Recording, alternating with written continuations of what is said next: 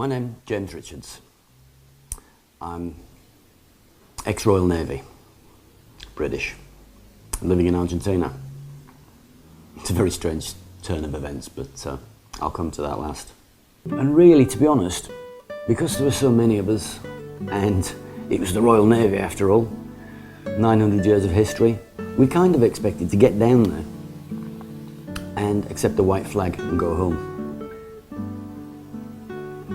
That never happened. Those guys fought with such valour and such conviction. They fought a world power, Britain. One of the most practised, mechanised, tooled up military forces in the world, and they gave us a bloody nose. When the Sheffield was hit, it knocked everybody for six. It was shock, horror.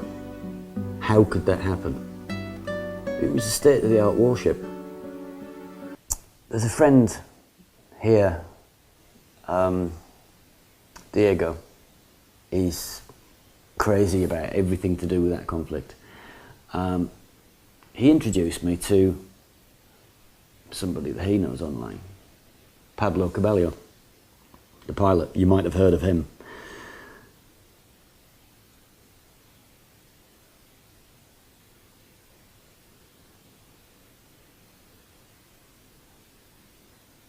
He's a wonderful guy. He's a gentleman. He's a true hero of this country. The one thing I think that Antelope gave me was that friendship, and that's going to be a lifelong friendship now. Pablo, Uncle Paul, was the leader of the flight that took out the Antelope. On that day he lost one of his flight, Guadagnini, crashed into the superstructure at the top of the ship. It was a sad loss.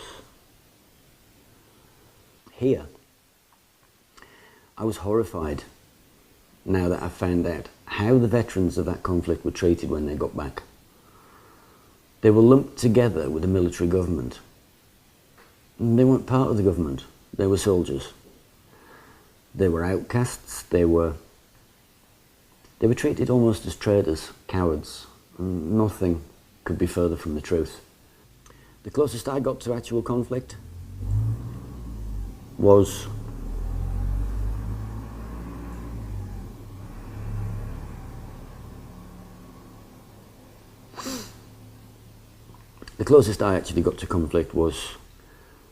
being in a helicopter, exposed, nothing to defend myself with.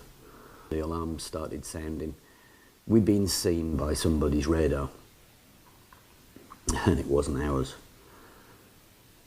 That's the moment when you think, if we're fired on, we can't do anything about it. If the helicopter goes down, first of all, if the explosion doesn't kill you, the sea will. When the conflict was over, we went back to England. I, as I said, had pretty much made my mind up to leave the Navy because I'd had enough of it. On the day that I left all of my kit, uniform, socks, underwear, boots, everything that the Navy had given me. I left it all, walked out in civilian clothes. Then, 20th December 2010, it was a Thursday evening, 8 o'clock. 8:03 to be exact. I got a message from a Facebook friend. I'm a very, very keen petrol head. Any kind of motorsport, if it's got an engine, I'll watch it. So I was in various groups for Formula One. I'm a big Lewis Hamilton fan. This Facebook friend was also in the same group, so I think we might have spoken a little bit while the races were on here and there, but nothing really much. The message said, "We've been Facebook friends now for some time, but we never speak." So my answer to that was, well, let's remedy that. This Facebook friend was called Laura. I found out she lives in Argentina. I found out a lot of things. We chatted and we chatted and we chatted until 5 o'clock in the morning. Because I was in the UK, so it would have been 2 o'clock here. I went to bed that night really happy. And I couldn't sleep, so I got up, I had a drink, I went back to bed, I still couldn't sleep. Eventually, I got some sleep. The next morning, I woke up, still happy and excited. Will she send me a message? Yeah, she did. So we spoke for the rest of that day, until 5 or 6 o'clock the following morning. Long and the short of it is, we fell in love on the internet. I never would have believed it possible that people could do that, but it's actually true.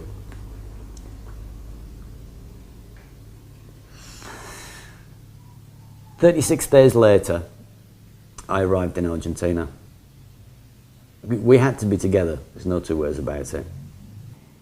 We married this year, 2012, 2nd of April. It's quite a big thing here.